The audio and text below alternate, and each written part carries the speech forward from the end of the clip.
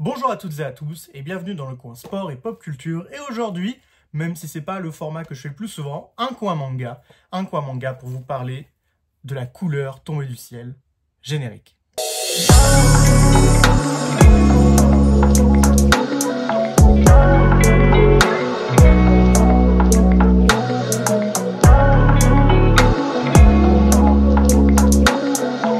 La couleur tombée du ciel, qu'est-ce que c'est?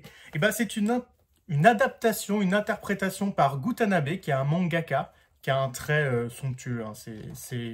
Pour le coup, c'est un mangaka au dessin vraiment très très beau, très très graphique, que moi en tout cas j'adore, c'est très très beau. Regarde, hop. Je préfère vous introduire directement le dessin, c'est vraiment magnifique, les paysages à manière dont il dessine.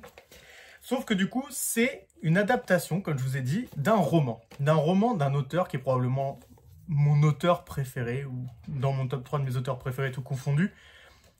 Il s'agit de Howard Philip Lovecraft. Donc Howard Philip Lovecraft, si vous ne savez pas, c'est un auteur on va dire, d'horreur, même si nous on appelle ça l'horreur cosmique dans le microcosme de l'horreur, mais c'est un auteur d'horreur qui a beaucoup inspiré notamment des gens que vous connaissez comme Stephen King, et qui a donc écrit un roman nouvelle qui s'appelle La couleur tombée du ciel, qui est en plus de ça aussi mon roman, ma nouvelle préférée de l'auteur, qui est un auteur que vous connaissez peut-être pour avoir fait L'Appel de Cthulhu, donc Cthulhu qui est un monstre mythologique en forme de pieuvre humanoïde. Mais La couleur tombée du ciel, pourquoi c'est mon œuvre préférée? Alors d'abord parce qu'en général, quand je conseille Lovecraft à quelqu'un, je conseille La couleur tombée du ciel parce que vous avez besoin de rien lire d'autre.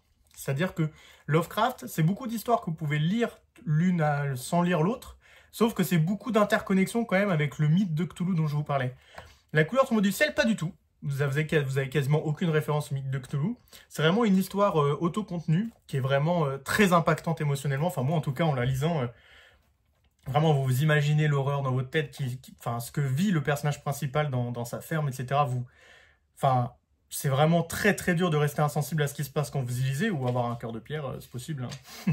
Moi, parfois, j'ai un cœur de pierre, mais... Donc voilà, donc La couleur tombée du ciel, déjà, en roman, c'est mon roman préféré de Lovecraft. Donc, il faut dire que l'adapter en manga, j'avais de quoi être très très très très très méfiant et avoir des exigences très élevées. Pour autant, c'est une énorme réussite. Je suis resté bouche bée. Franchement, c'est... Alors, évidemment, quand vous lisez un roman, c'est vous qui imaginez. Vous savez, c'est comme quand, par exemple, quand on lit Le Seigneur des Anneaux, on se fait une idée du Mordor, etc. Et après, vous regardez le film et vous vous dites « Ah, j'aurais pas pensé à ça comme ça » ou « Ah oui, c'est plutôt comme ça que j'imaginais ». Moi, par exemple, Le Seigneur des Anneaux, pour être très honnête, alors vous avez peut-être trouvé que je suis un très mauvais critique littéraire, je trouvais ça très très mal écrit, et je trouvais que c'était un récit très très chiant à lire en roman. Alors que Le Hobbit, par exemple, l'inverse, je trouve le roman super cool, et je déteste les films. Mais du coup, La couleur tombée du ciel, pour revenir au sujet de base, sinon je divague trop. Alors le manga, comme je vous disais, il est vraiment incroyable, j'ai l'impression que Gutanabe a tout imaginé comme moi. C'est-à-dire que toutes les scènes qu'il a dépeintes, qu'il a dessinées, j'ai vraiment l'impression de les avoir imaginées vraiment de manière similaire. C'est-à-dire que quand, par exemple, le personnage principal, il arrive et qu'il voit une ferme dévastée, quand Lovecraft décrit la ferme dévastée, moi, je l'imagine comme ça. Vraiment, c'est... Alors, je sais pas dessiner. C'est un grand défaut, je vous avoue. Moi, une maison, c'est un carré, un triangle. Mais vraiment, moi, ça, c'est exactement ce que je me fais quand je lis le bouquin. Genre, c'est vraiment un délire. Genre, à chaque fois que je lis une adaptation de Lovecraft par Gutanabe, j'ai l'impression qu'il a lu le bouquin de la même manière que moi. Donc c'est très impressionnant, en tout cas pour moi, quand je lis. Et maintenant, on va se mettre de côté et on va imaginer que j'ai jamais lu le livre et que du coup, je parle que du manga. Même sur ça, c'est une grande réussite. Le récit est extrêmement bien écrit. La manière dont il dépeint toutes les scènes sont ultra efficaces. C'est très gore, ça dépeint extrêmement la violence physique et même verbale et parfois visuelle que vit le personnage principal. Pour vous faire un synopsis rapide, La couleur tombée du ciel, c'est l'histoire d'un fermier qui un jour voit une sorte de météorite tomber dans son jardin. C'est une météorite qui émet une couleur que dans le livre on vous dit qu'il n'existe pas dans notre monde. Et en fait, au bout d'un moment, il y a des chercheurs qui vont venir étudier la météorite, comprendre comment est-ce qu'elle est arrivée ici, qu'est-ce qui se passe. Et au fur et à mesure, la pierre va disparaître, elle va s'enfoncer dans le sol, enfin en tout cas c'est ce qu'on imagine, et elle disparaît. Suite à ça, plein de phénomènes étranges arrivent à notre fermier. Alors les fruits deviennent immenses, mais en même temps immangeables. Sa femme perd la boule, son enfant aussi, etc., etc. Ça va devenir une décadence au fur et à mesure que le temps passe, et il ne pourra rien y faire. Une décadence auquel il est impuissant. Et c'est vraiment très impactant de voir quelqu'un qui subit quelque chose dont il ne peut rien faire. C'est-à-dire qu'il n'y a aucune solution. Vous allez juste voir quelqu'un, alors je peux comprendre que pour certains, c'est pas leur délire, hein. Vous allez vraiment voir quelqu'un subir des événements dont il ne peut rien faire et vivre l'horreur avec lui.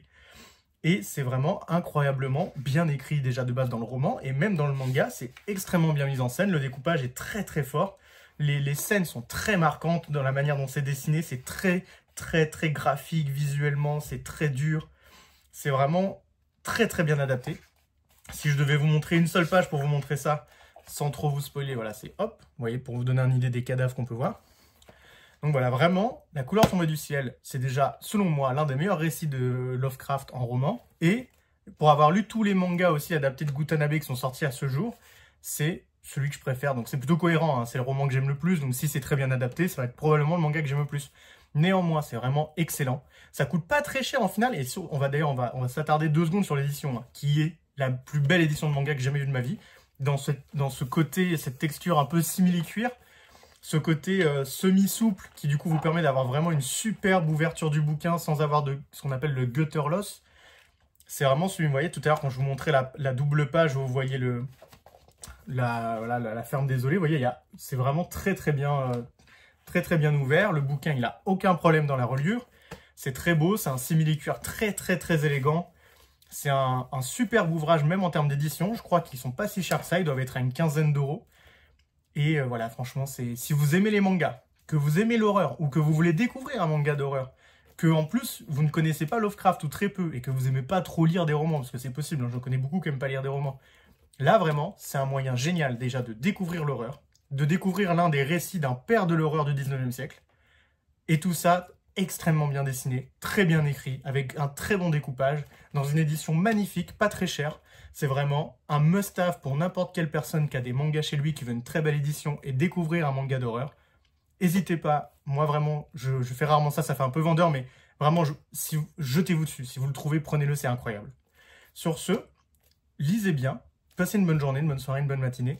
J'espère que ce conseil, parce que là vraiment j'ai fait cette vidéo juste pour vous conseiller de lire ça, parce que j'adore le récit, j'adore le manga.